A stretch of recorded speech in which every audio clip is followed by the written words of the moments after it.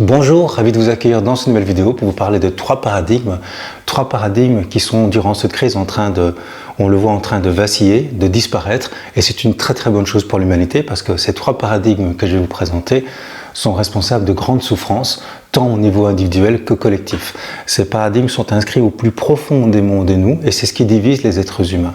Paradigme, ça vient du grec paradigma, qui veut dire un modèle du monde, un cadre de vie dans lequel on est comme une culture, donc la naissance, on est dans une culture, et souvent c'est des choses qu'on ne remet pas en question. Un paradigme, c'est des croyances qui sont profondément ancrées en nous, qui ont comme conséquence une perception du monde qu'on ne remet pas en question. Et c'est vraiment ce qui divise les êtres humains. Et vous savez, comme exemple, j'habite en Suisse ici, et la Suisse est sans doute le pays le plus démocratique du monde, la plus grande démocratie du monde, comme on dit.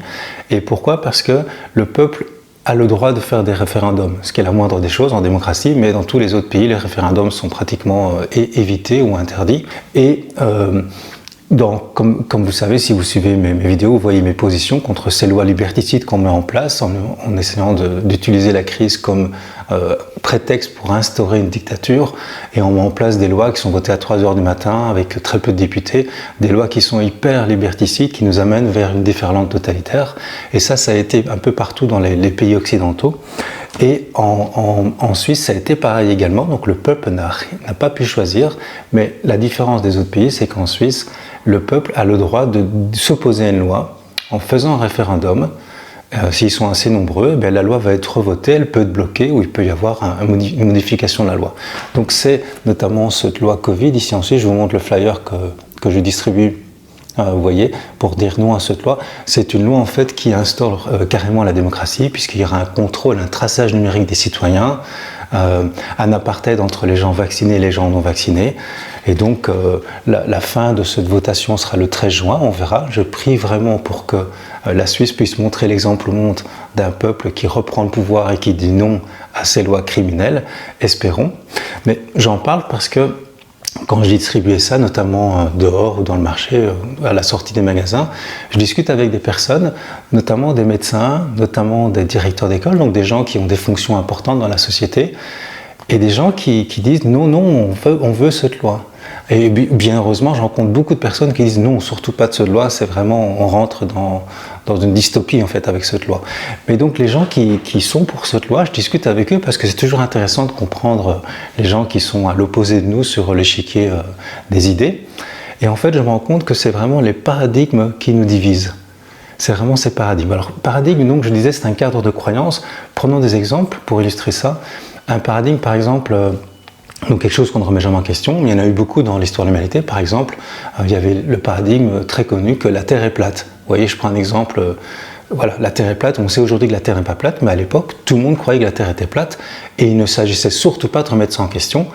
Ceux d'ailleurs qui remettaient en question ce dogme qui était imposé par l'Église, étaient ostracisés, étaient ridiculisés, étaient combattus, voire brûlés vifs. Donc il y a comme ça des paradigmes. Dès qu'on s'attaque à un paradigme, on est rallié. En fait, il y a 3 étapes en réalité. La première étape, c'est qu'on est moqué, c'est n'importe quoi. La deuxième étape, il y a une résistance beaucoup plus forte parce qu'on voit que cette nouvelle idée qui remet en question le paradigme vient déstabiliser en fait tout l'ordre établi, la pensée unique, et donc il y a une résistance très forte, elle est combattue, comme aujourd'hui sont combattus les gens qu'on appelle entre guillemets complotistes, qui remettent en question le narratif de la peur et ces lois liberticides. Donc il y a un combat très fort, ça va jusqu'à des guerres, ça va jusqu'à vraiment des choses très violentes. Et puis la troisième étape, c'est que cette idée finalement est acceptée par tout le monde, et tout le monde disait bah oui, c'est évident. Comme aujourd'hui on va dire bah oui, c'est évident, la Terre n'est pas plate. Vous voyez, c'est évident. Mais à l'époque tout le monde le croyait. Comme par exemple Giordano Bruno, je rends hommage à cette personne extraordinaire qui a été brûlée vive à Rome parce cette personne avait émis l'hypothèse qu'il y a d'autres mondes habités et qu'on n'est pas les seuls dans l'univers. Eh bien ça sortait du paradigme de l'Église, que l'Église avait imposé, et donc il a été brûlé vif. Il y a aussi le paradigme de l'esclavage. Aujourd'hui, tout le monde va dire, ben non, l'esclavage c'est vraiment quelque chose de mal, mais à l'époque, pendant des milliers d'années, les sociétés humaines ont fonctionné avec cette notion d'esclavage qui était tout à fait normale, et que voilà, et donc les gens fonctionnaient dans ce cadre d'esclavage, sans le remettre vraiment en question, parce que c'est comme ça qu'on s'enrichit, que les nations s'enrichissent, c'est comme ça qu'on fonctionne, on ne peut pas faire autrement. Un autre paradigme, par exemple, c'est l'équilibre, l'égalité entre hommes et femmes. Pendant longtemps, dans beaucoup de sociétés humaines, les gens ont cru que la femme était inférieure à l'homme, que la femme n'était pas faite pour travailler, que la femme n'était pas faite pour voter, elle ne pouvait pas voter, elle ne pouvait pas comprendre, que la femme ne pouvait pas avoir accès à des postes élevés. Et heureusement que ce paradigme n'existe plus et disparaît, il reste encore malheureusement présent dans quelques pays, et dans quelques cerveaux, c'est ça le problème. Mais on voit que ce paradigme, il a quand même volé en éclats. Et c'est toujours parce que des gens qui sont, pas du gouvernement, mais des gens qui sont issus du peuple, se sont battus pour casser ce paradigme. Et au début, ils ont été combattus, comme j'ai dit, puis ensuite, finalement, l'idée a fait son chemin et a été acceptée par tout le monde. Et c'est vraiment pas évident de remettre en question un paradigme. Je vais vous en montrer un exemple. J'ai préparé ici une petite feuille avec 9 points, vous voyez. C'est un exercice. C'est un exercice que je faisais dans les formations de confiance en soi que je donnais pendant longtemps. J'ai dû le faire une centaine de fois. Et c'est un exemple, c'est un exercice qui montre en fait, en exemple, qu'il est très difficile de sortir d'un paradigme. Et c'est très simple, l'exercice, c'est de même amusant. Si vous ne le connaissez pas, je vous invite à le faire.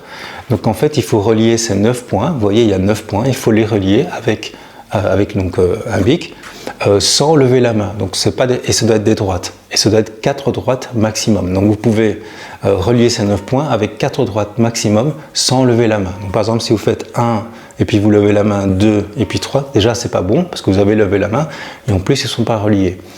Par exemple, si vous faites 1, 2, 3, 4, vous avez fait 4 sans lever la main, mais il manque celui du milieu. Vous voyez ? Donc en fait, vous devez trouver une solution. Vous devez trouver une solution, vous pouvez faire tout ce que vous voulez du moment que vous avez relié les 9 points avec 4 droites sans lever la main. Donc mettez la vidéo sur pause si vous ne connaissez pas l'exercice, vous allez voir, c'est assez amusant. Et puis maintenant, je vais vous montrer la solution. Et la solution, en fait, elle demande de sortir du cadre habituel de pensée. Et là, c'est très simple. Regardez, je vous montre, vous voyez. Donc là, je vais aller un peu plus loin, parce que ce n'est pas interdit. Je n'ai jamais dit que c'était interdit. C'est nous qui nous limitons. Je descends ici, donc ça fait 2, 3 et 4. Voilà, j'ai relié les 9 points avec 4 droites. C'est un petit exemple. Et évidemment, quand je fais l'exercice, les gens qui essayent pendant 1 minute, 2, 3 minutes, à plusieurs même, ils disent mais c'est impossible. Et puis en fait, quand on montre que c'est possible, ah ben oui, c'est évident. Vous voyez, il y a comme ça plein de paradigmes.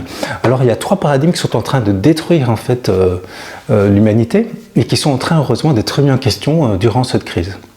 Et ce premier paradigme que je voudrais vous présenter, qui est très actuel, c'est l'idée que les virus, donc les microbes, sont nos ennemis. Le président de la République, dans son discours, a dit « Nous sommes en guerre 7 fois de suite, nous sommes en guerre contre les microbes, nous sommes en guerre contre les virus. En fait, nous sommes en guerre contre la vie. » Parce que, on va le voir et on le sait de plus en plus, beaucoup de médecins en parlent, c'est que les virus sont partout autour de nous, mais l'idée d'être en guerre contre un ennemi invisible qui est dangereux et qui va nous tuer. Et en fait, cette notion de virus qui est dangereux, duquel il faut toujours se défendre, ça vient de Pasteur pour qui l'homme est stérile et notre système immunitaire n'est pas assez fort et il a besoin d'antibactériens, d'antiviraux, de vaccins pour se défendre. Alors qu'à la même époque, il y avait une autre façon de voir les choses qui était très scientifique, avec beaucoup d'études scientifiques qui montraient l'évidence de cette hypothèse, différente de celle de Pasteur. Il y avait une opposition, c'était celle de Claude Bernard et de Béchamp, Antoine Béchamp, donc c'est un grand savant, ce sont 2 grands savants en fait, Claude Bernard et Antoine Béchamp, qui ont prouvé en fait que c'est exactement l'inverse, c'est le terrain qui favorise l'émergence des microbes, des virus. Le terrain est tout, ce n'est pas le virus. Le virus, en fait, est la conséquence d'une maladie, mais n'est pas la cause d'une maladie. Les virus, en quelque sorte, sont des déblayeurs et nous sommes en coopération, comme toutes les espèces sont en coopération entre elles. L'être humain n'échappe pas à cette règle et les virus sont là pour nous aider à déblayer, à nettoyer notre corps. Alors ce sont 2 visions qui sont posées et évidemment vous vous en doutez, la première vision, celle de Pasteur, elle a gagné. Pourquoi ? Parce qu'elle est beaucoup plus intéressante en termes de profit, parce qu'on peut vendre beaucoup de médicaments, on peut vendre des vaccins, on peut vendre des antiviraux, des antibactériens comme j'ai dit. Et donc c'est beaucoup plus rentable. Tandis que la deuxième vision, celle qui dit que c'est le terrain qui est tout, donc il faut prendre soin du terrain, eh bien, elle demande beaucoup plus d'auto-responsabilité ou de responsabilisation. Prendre soin de soi, c'est autre chose. Et cette notion de terrain, elle ne met pas les virus comme des ennemis, les microbes comme des ennemis. Donc vous savez, les microbes, ils se distinguent selon les trois règnes. Le premier, c'est le règne animal, donc ce sont les parasites. Ensuite, vous avez le règne végétal, donc là, ce sont les algues, les champignons, les levures. Donc les bactéries, c'est comme les algues. Et puis vous avez le règne minéral, et là, ce sont les virus. Et les virus, on en a partout. Par exemple, entre moi et la caméra, il y a plus ou moins 1 mètre. Mais on sait qu'en moyenne, il y a plus ou moins 20 millions de virus. Donc si je vous disais 1000 virus, déjà, vous direz avec votre masse de papier, ou 100 000 virus, c'est pas possible. Mais non, il y en a plus qu'1 million. Il y a entre 1 et 40 millions, c'est pour ça qu'on dit 20 millions de moyenne, par mètre cube. Donc vous voyez, c'est partout en nous, et on en a plein en nous en fait. On a aussi plein de bactéries en nous. On est en fait, vous savez qu'on a 100 000 milliards de cellules, ce qui est énorme, mais on a 130 000 milliards de bactéries avec lesquelles nous sommes en coopération, et ces bactéries donc évoluent en fonction de notre terrain. Ces bactéries nous aident à nos fonctions métaboliques, notamment nos fonctions cognitives. Ça a été découvert il y a quelques dizaines d'années maintenant, donc ce n'est pas des ennemis. Ces bactéries également nous aident dans nos fonctions de digestion, donc ce n'est pas des ennemis. Et ces bactéries nous aident dans nos fonctions immunitaires, de défense immunitaire, donc ce n'est vraiment pas des ennemis.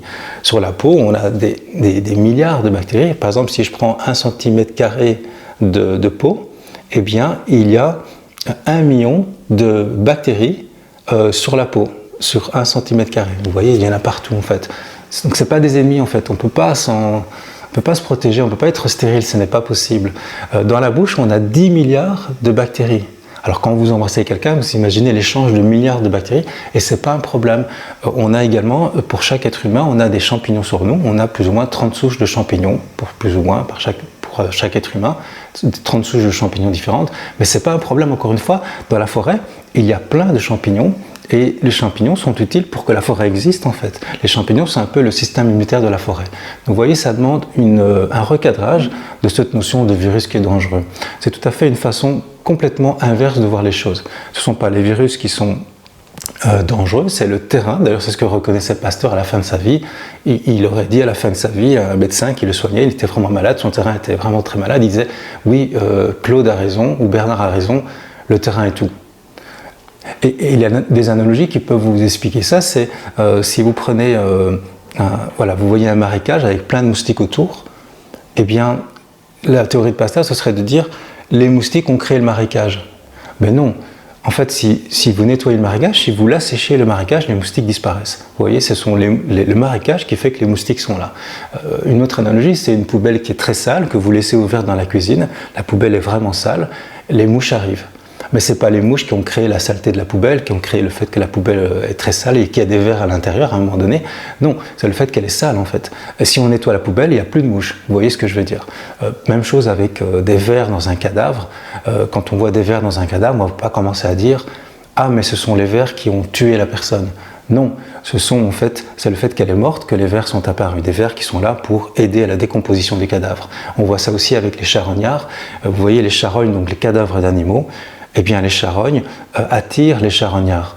Mais ce n'est pas les charognards qui ont tué la bête. Donc cette notion pasteurienne peut être remise en question. Elle est remise en question par beaucoup de scientifiques, déjà par les médecines ancestrales, comme la médecine chinoise, la médecine ayurvédique, la naturopathie, mais elle est également remise en question aujourd'hui, heureusement, par beaucoup de médecins. Malheureusement, ils ne passent pas beaucoup sur les plateaux de télé. Et si la théorie pasteurienne était vraie, eh bien, quand quelqu'un meurt, il devrait y avoir plein de microbes qui arrivent. En réalité, c'est le contraire, il y a plein de microbes qui disparaissent et puis il y a des nouveaux microbes qui aident à la décomposition des aliments.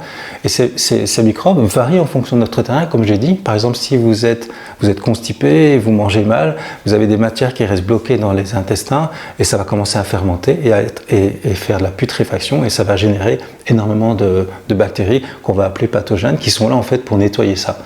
Mais s'il y en a trop, on va tomber malade effectivement. Donc c'est une question d'équilibre, vous voyez. Et l'avantage de cette nouvelle façon de voir les choses, qui est un paradigme beaucoup plus large, eh bien, c'est que nous sommes obligés de nous responsabiliser, de prendre soin de nous, et nous ne sommes pas dans la peur d'un ennemi étranger et dans le besoin qu'une firme pharmaceutique vienne nous sauver, qu'un médecin vienne nous sauver, qu'un vaccin vienne nous sauver. On n'est pas dans l'attente d'un remède extérieur parce que la solution, elle est en nous, en fait, vous voyez. Et ça m'amène maintenant à vous présenter le deuxième paradigme que je trouve qui est également un vecteur de grande souffrance actuellement. On le voit avec cette crise, et notamment cette histoire de vaccin. Le paradigme qui dit que les industries de santé, d'alimentation, de santé, de pharmacie sont honnêtes et bienveillantes. C'est un véritable leurre, c'est comme si vous dites le Père Noël existe, mais beaucoup de gens restent dans ce paradigme et croient que les industries de santé, d'agroalimentaire, les industries de pharmacie, pharmaceutique, vaccinales sont honnêtes. Eh bien, c'est tout le contraire. On parle aujourd'hui de mafia médicale. Il y a beaucoup de médecins qui ont écrit sur le sujet. On sait à quel point ces industries sont corrompues et doivent payer souvent des très lourdes amendes, notamment 130 milliards d'amendes, ne fût-ce que pour les industries du vaccin, avec beaucoup de morts, enfin les industries de santé, de pharmacie, avec beaucoup de morts, beaucoup d'effets secondaires. Il y a eu beaucoup de scandales. Pensons à tous ces scandales qui ont fait qu'on a dû retirer des médicaments du marché, retirer des produits du marché. Rappelez-vous le scandale du sang contaminé, rappelez-vous le scandale de l'amiante, rappelez-vous le scandale du Mediator qui a fait énormément de tort, du Vioxx également, du Levothyrox, également le scandale terrible des opioïdes qui ont détruit l'équilibre d'énormément de milliers de personnes. Rappelez-vous également le scandale de la thalidomide qui a été donnée aux femmes enceintes et qui a vraiment rendu handicapés leurs fœtus. Des enfants sont nés avec des bras en moins, des mal placés. C'est une catastrophe. Et on le voit aussi avec ces vaccins actuellement qu'il y a une hausse spectaculaire des effets secondaires qu'on n'avait jamais vus, de morts, et ça va se voir de plus en plus.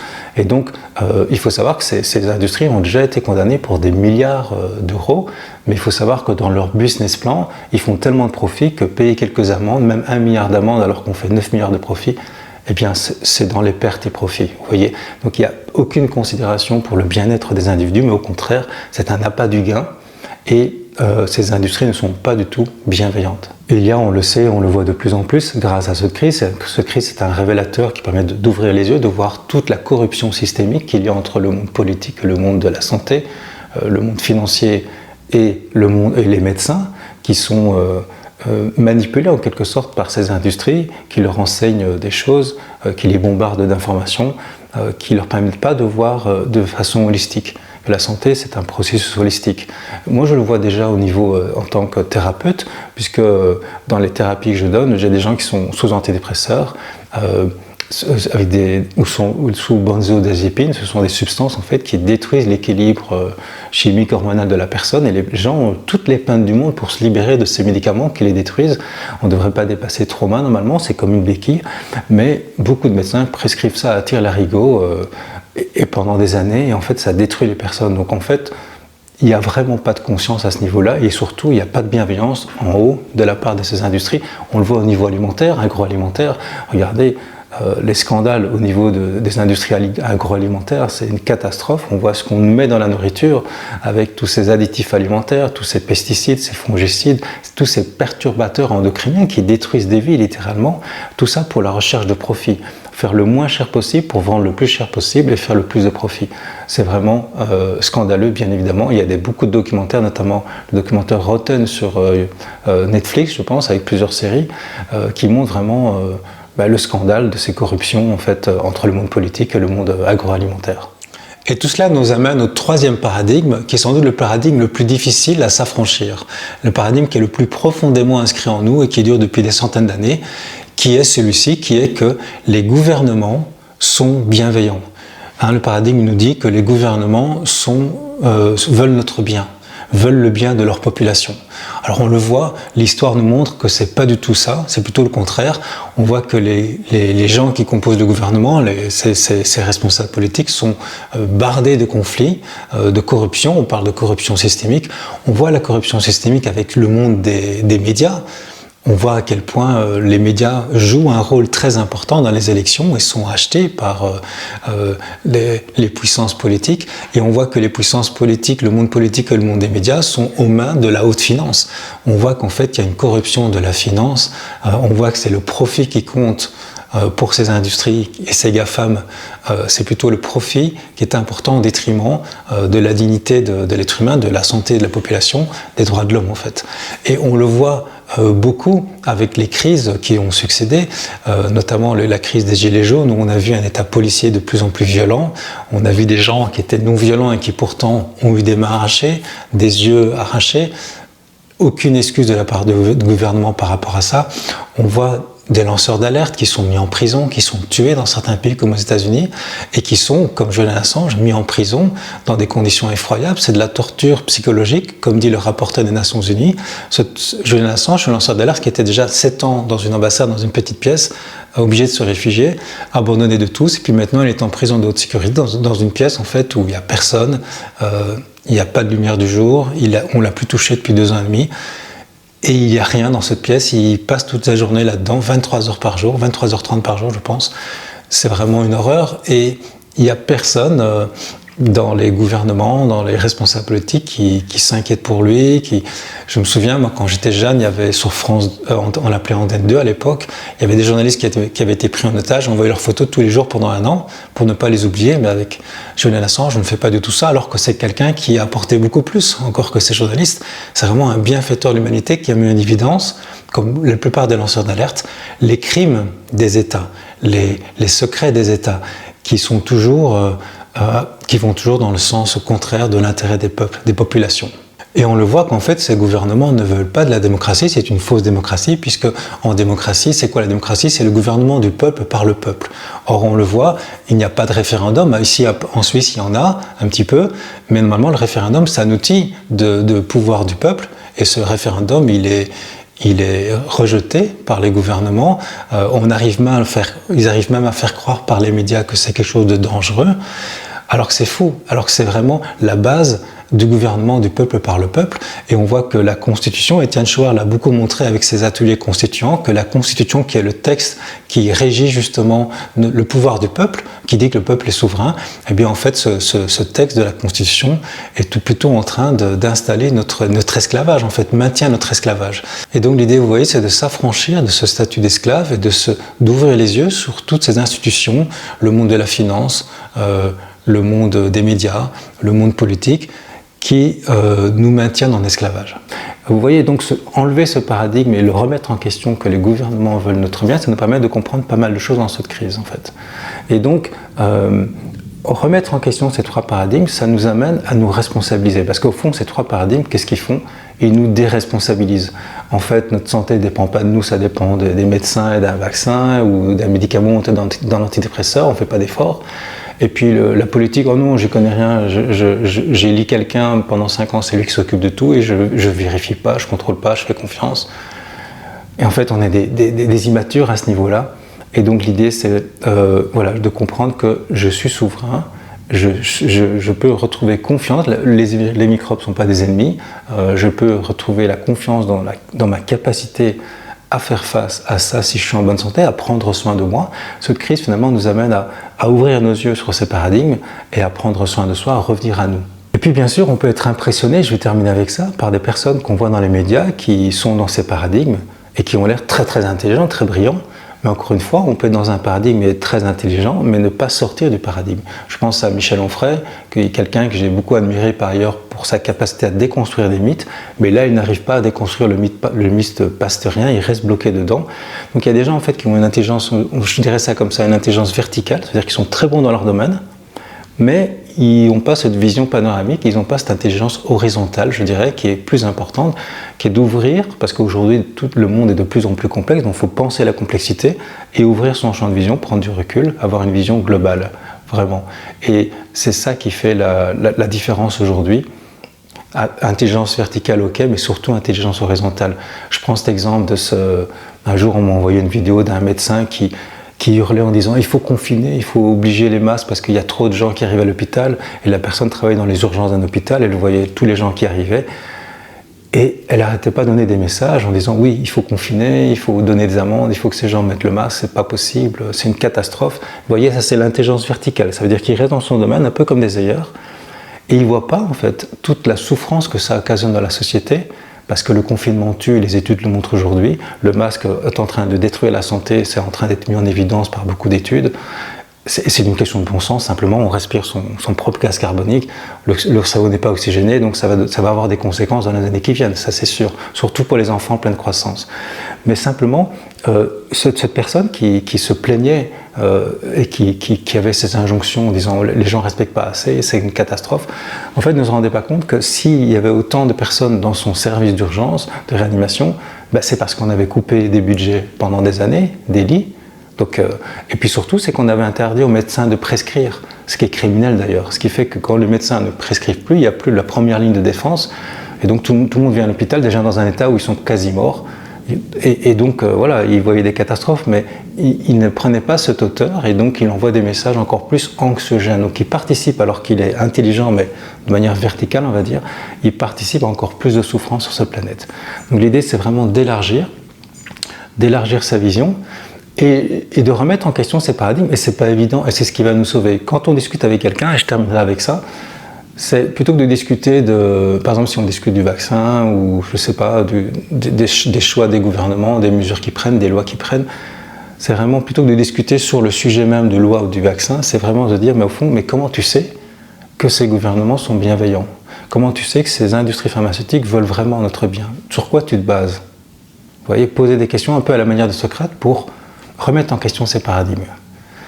Voilà, j'espère que cette vidéo peut vous inspirer, et je vous invite à garder espoir, garder courage, parce que c'est toujours important de garder une vision où nous traversons cette crise qui est hyper importante, c'est une opportunité pour grandir, et nous sommes obligés de grandir si on veut que la société évolue et qu'on aille vers une société beaucoup plus humaine. On est obligé de passer par ces prises de conscience, et les prises de conscience souvent se font dans la douleur. C'est comme l'accouchement d'un nouveau bébé humanité, mais l'accouchement peut être douloureux. Je vous invite à garder une vision constructive, et au plaisir de vous retrouver dans une prochaine vidéo. Être un rebelle sans se mettre à genoux, comme une étincelle dans ce monde de fous. Être un rebelle sans se mettre à genoux, comme une étincelle dans ce monde.